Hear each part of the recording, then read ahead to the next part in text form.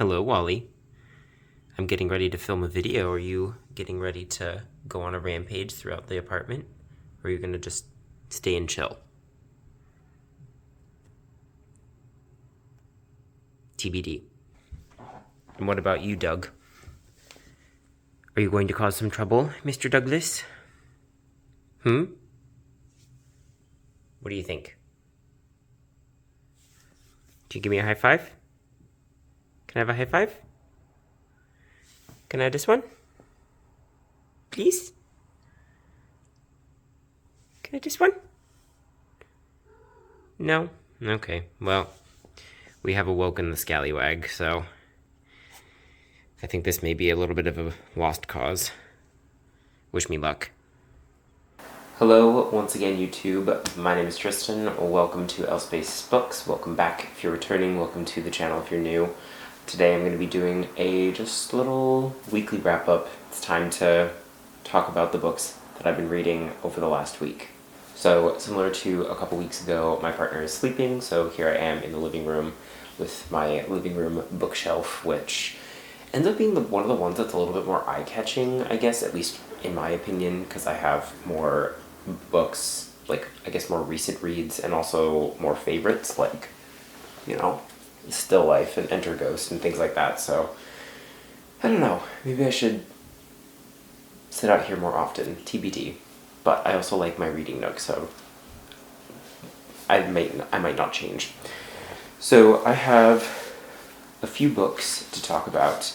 I have this stack here of books that I have either finished, made a decent amount of progress on, or are planning to read in the coming days. So first, very importantly, I finished Swann's Way by Marcel Proust, translated by Lydia Davis. This was quite the project. It took me close to 3 weeks to read this book, and reading this, you know, for an hour to 2 hours every day, getting through roughly 40 to 60 pages a day. And at first I was really enjoying the process of taking my time, but at a certain point it did become a little bit of an arduous task, and then became once again enjoyable as I was getting to the end.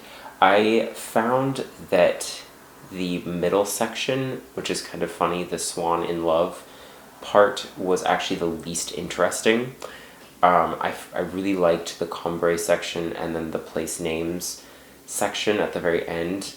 Those two, where it's the first person narration of our mystery narrator M, that were just more interesting to me. I think, I don't know, I just didn't care that much about Swann or his misadventures in love. I did find the bits with Odette to be quite funny.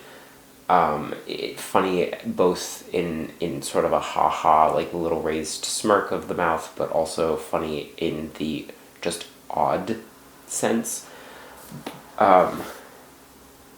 Odette was great. I loved her. I thought she was definitely the most interesting character in this, aside from maybe Francoise and the aunt. I think it's Aunt Leonie, for the who are around the narrator's circle. But anyway, Odette was fun, and the cats are causing trouble, as previously hinted at, but the relationship between Swann and Odette was certainly a bit grating by modern sensibilities. I found that the portrayal of love of Swann toward Odette felt more like attempting to possess an object as opposed to loving a human being or trying to start a relationship with the human being, but it also is the sensibilities of the time, and so I think that from that standpoint, it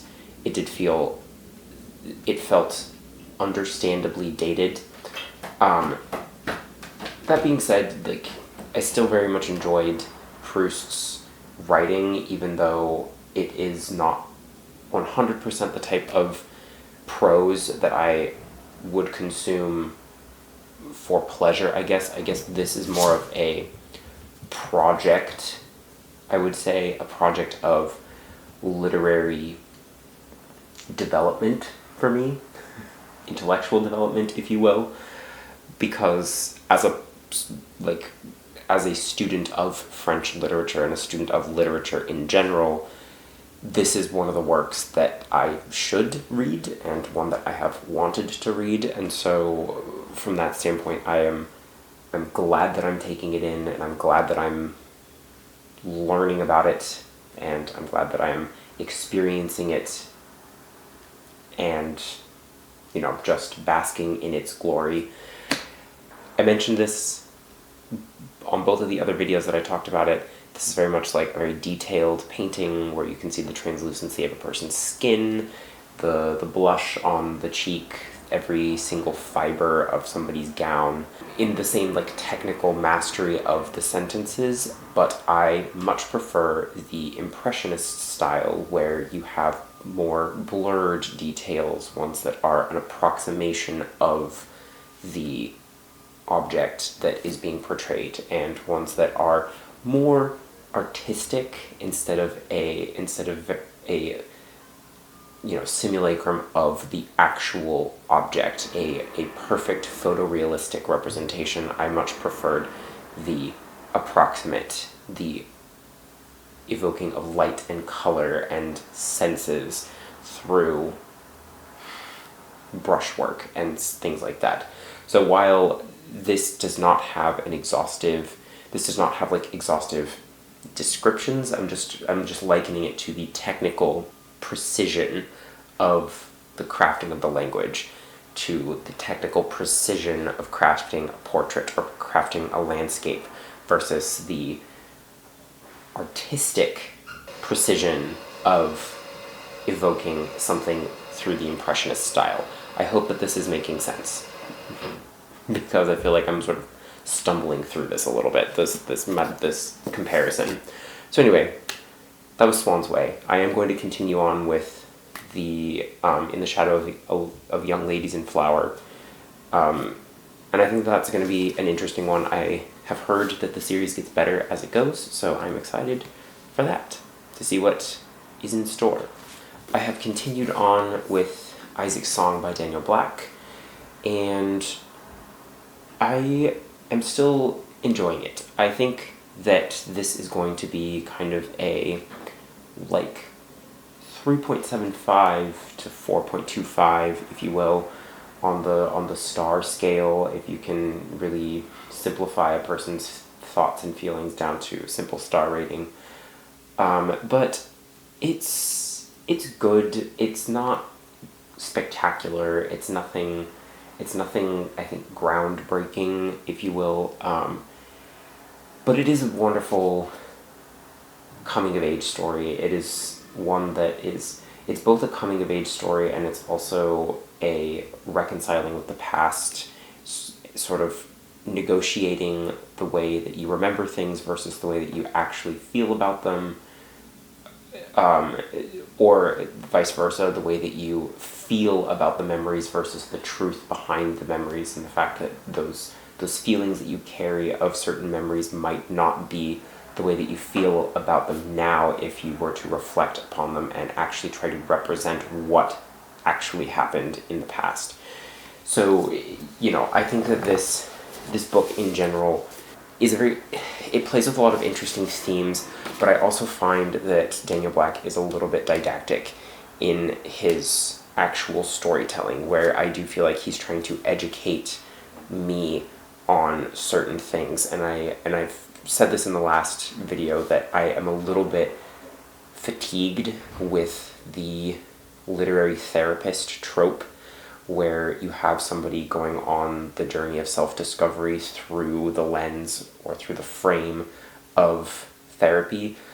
And while I really like the fact that therapy has become so normalized that it can just take place in a novel and it's nothing spectacular, I'm finding it a little bit of a lazy, I don't know if lazy is the right word, but it's I guess maybe a contrived or like a forced way to make a character grow emotionally, because that is what therapy is. It's like sort of forced emotional growth in a way. It's not forced, but you know what I'm getting at is that it is a specific setting that emotional growth takes place in, and I guess for character development that feels a little bit lazy or forced in the novel setting. And so for that reason, there's just certain aspects of the novel that are just not landing with me, and that's basically it. That being said, it's still very interesting, Daniel Black's writing. I do like his it's not quite somber prose, but it's very matter of fact. They're very, I don't want to say cut and dry, and I don't want to say simple, but that's sort of where I'm going for how I want to describe them, because they are straight to the point. They're not overly embellished, but they're not simple to the point of being trite, if that makes sense. And I think that he has just a really nice way of writing prose that just works for me. And so from that standpoint, that is another thing that I am enjoying about this, even though certain aspects of it are not landing. And that's okay. I'm a little bit conflicted. The one nice thing is that it's a very quick read. It's one that goes by very fast. There's a lot of blank space, and so if you get into it as far as I am and you're kind of like, I just need to finish it, it'll go by quickly. It's one that you can easily knock out like 60 pages in an hour. If you read at my rate, that is. So the next book that I have made a lot of progress on is The Memory Police by Yoko Ogawa and translated by Snyder, is that right? Oh dear. How silly of me not to have that ready for you. Well, turns out it was ready, and sort of ironic that I was not remembering that particular thing. But anyway, dystopian novel about an island where the sort of authoritarian or just like dystopian regime that runs the island randomly makes things disappear both in the world or on the island and out of people's memories. Excuse me. This has been around booktube for a long time, I'm not going to spend a whole lot of time describing it, because I think a lot of people are very familiar with it, a lot of people have read it, and it's one that has been on my radar for so long, and it's one that I also, because of so much attention to it, have become hesitant to read it, because I end up hearing so many mixed things, and I think it's unfortunate how easy it is for negative feedback or negative critiques to, I guess, fester and sort of metastasize in my willingness, or like that affect or taint or just sort of tarnish my willingness to pick up a book, because I think it was like even one review from somebody that said that this book was boring, and or just like it wasn't, or like they said that the premise of memories being disappeared didn't quite land for them, and like they felt that it was just not as well developed in the book. And those things stuck out to me, and like I said, sort of metastasized into a hesitancy to read this, or even a reticence, if that distinction between hesitancy and reticency. Wow. Reticency? Wow, here we are struggling a lot. But anyway. And all of those things ended up not bothering me or like not affecting me. And like I found that, I guess maybe those are good things to have in mind when going into a book like this, because I was sort of looking for them, or like waiting to have those suspicions confirmed, and then they weren't. And I'm ending up really liking this book, to the point where like it's not going to be a new favorite, but it's certainly going to be one of the best books I've read this month, because I'm underlining it, I'm outlining, I'm not outlining, I'm just like marking passages, and I'm really enjoying the experience of reading this book. I think it is beautifully translated. I think that a lot of times I've read a lot of books translated from Japanese into English, and I think there's a certain dryness that ends up coming through. It certainly happened with Lonely Castle in the Mirror, which ended, I think that was translated by the same guy that does all of Haruki Murakami's translations. And that one just felt so, like I said, so dry and so boring. The prose was just not very good. And then the translation of Kiki's Delivery Service by Eiko Kadano into English, that was just a terrible translation. Like, the person knew how to translate Japanese into English but did not know how to write. And this one that is certainly not the case. Stephen Snyder certainly knows how to write, and certainly knows how to effectively translate and render and adapt this novel into English from the Japanese. And I really, really like the writing in this. I think that it is very engaging. It's very haunting in a lot of ways. I think you are really in the mind of the narrator, who is nameless. Yeah, I just really like it. And I think that the memories, on the back, I think Ogawa's Fable is what they call it on the back. And I think that this really does read like a fable, and it reads very much like a cautionary tale, a parable, if you will. And I think that it feels like that when you read it. And the life under tyranny, the life under this dystopian situation is very believable, and I think that the tensions and the fears of the main characters are very palpable and are things that really pop off the page. And I guess within the first 100 pages I was a little bit skeptical about the way that the memories were lost, and like the way that they was dealt with in the narrative, but as it goes on it makes more sense. It's something that, and then when it's juxtaposed by a character who has kept all of their memories, it ends up like it becomes more believable in a way, I guess. And yeah, I think that the fableness, the fable quality of the book makes it just a little bit, it's easier to suspend your disbelief, if that makes any more sense. But yeah, this is fabulous. And I'm how far am I? I'm on chapter 20, page 188, so I'm actually pretty close to the end. I have less than 100 pages left. So I'm really nervous to see where it goes, because I know that there's something, I can feel it. I don't know, but I feel that there's something terrible that's going to happen in these pages, and I'm very afraid of it, to see what happens, because it's frightening. Another thing that's really working for me in this is that there is so the main character is a writer, and in the book, throughout this book, you get pages from her manuscript of a new novel that she's working on.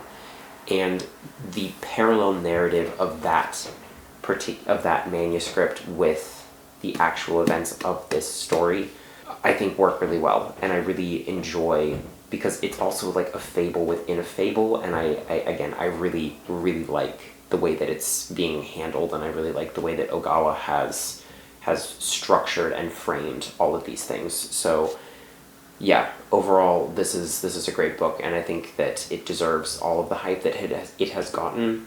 So if you haven't picked this up yet, if you're like me and are kind of late to the game, you should definitely get to it because it's well worth the read. However, I will reserve the right to rescind that recommendation if I end up hating the ending. I don't think I will, because it has been a success hit for me thus far, but we'll see. And I also forgot to mention that is one of the books that I'm doing for my in-person book club. We're reading some dystopian, authoritarian books to sort of... It's funny that we would say escape from the actual crisis that's happening here in the US. But I guess it's a method of catharsis, if you will. But anyway, the other book that we're reading for the book club is Prophet Song by Paul Lynch. Now, I've read about 70% of this book on audio, and the audiobook is very good, but I found that I really do want to read it in the physical format because the writing is spectacular, and there are so many times where I've felt that I've wanted to sit down and underline passages, and I think that this is a book that deserves to have you annotate it, and I obviously haven't been able to do that in the audiobook situation. I can't just underline passages, especially when I'm reading it on Spotify, listening to it on Spotify. So I will be reading this in the physical format pretty much as soon as I finish Memory Police. I may need a little bit of a palate cleanser, so I might read In the Absence of Men by Philippe Besson, En l'absence des hommes. It's in French, it's not in English, but this is a love story of friendship. Takes place in the summer of 1916. Marcel Proust is a character, and yeah, I'm pretty interested in this one. I've mentioned in the past that Philippe Besson is now. I've said that he's becoming my favorite French author. He is my favorite French author. He's queer. He writes a lot of really great queer stories. Not all of his novels have a queer element to them, and some of them, like Arrière-Saison, the off-season, didn't really have much in the way of queerness, which, frankly, I like that he is a queer author who is not pigeonholed into writing solely queer stories. And so, for me, that's great. He has a great range, and he has just this beautiful character work, and all of his stories are so tight. They're seldom longer than 200 pages. This one is 215 pages, and the text is fairly large, as you can see. So it's just, the French are really good at this, is what I'm getting at, is they are really good at telling a tight, powerful story in very few pages, and you get a lot out of it, despite the fact of it being quite short. So anyway, that is what I have been reading, what I'm planning to be reading.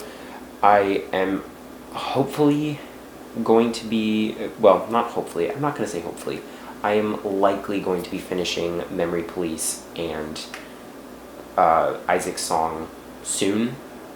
Probably, I mean, Memory Police is almost definitely going to be finished this weekend, and Isaac's Song is within the week. So I am looking forward to getting to these next books, and also seeing the conclusion.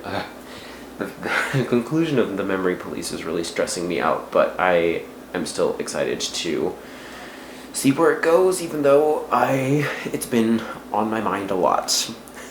What's going to happen to these characters, because it's frightening. Anyway, so that's where I'm at mentally and at a reading situation. So yeah, thanks for watching. Let me know what you're reading. Let me know if you've read any of these books in the comments. I am looking forward to hearing what you have to say about them, because yeah, some good books. Alright, once again, thank you very much for watching. See you again in another video very soon. Look for a tag video coming this week, hopefully. But until then, take care, and I'll see you again next time. Bye. Hi, Doug. You give me a high five now? Can I have a high five?